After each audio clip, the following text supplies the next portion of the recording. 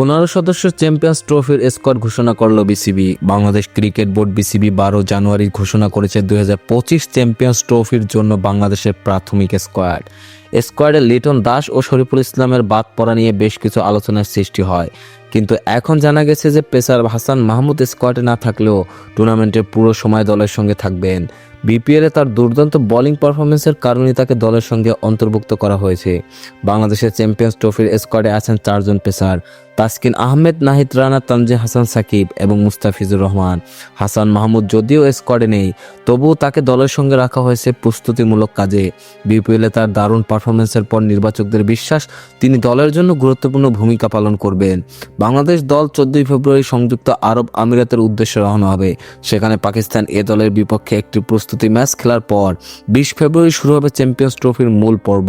বাংলাদেশ প্রথম ম্যাচে মাঠে নামবে ভারতের বিরুদ্ধে, এরপর 24 ফেব্রুয়ারি নিউজিল্যান্ড এবং 27 ফেব্রুয়ারি পাকিস্তানের বিপক্ষে খেলবে। এবারে চ্যাম্পিয়ন্স ট্রফি ভারতীয় আপত্তির কারণে হাইব্রিড মডেলে অনুষ্ঠিত হবে। ভারতের সব ম্যাচ হবে দুবাইতে, তবে ফাইনাল ম্যাচটি পাকিস্তানে অনুষ্ঠিত হবে। যদি ভারত ফাইনালে পৌঁছে যায় তবে সেই ম্যাচও হবে দুবাইতে। এভাবে চ্যাম্পিয়ন্স ট্রফির 2025 মিশন বাংলাদেশের জন্য বড় চ্যালেঞ্জ হতে চলছে, আর দলটির পারফরমেন্স নিয়ে আশাবাদী ক্রিকেট প্রেমীরা।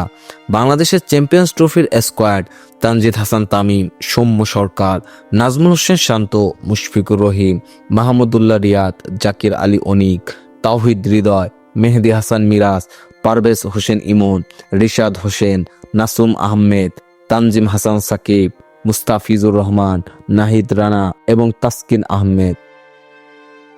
খেলাধুলার সকল আপডেট পেতে আমাদের ইউটিউব চ্যানেলটি সাবস্ক্রাইব এবং ফেসবুক পেজটি ফলো দিয়ে লাইক, কমেন্ট, শেয়ার করে আমাদের সাথে যুক্ত থাকুন। ধন্যবাদ।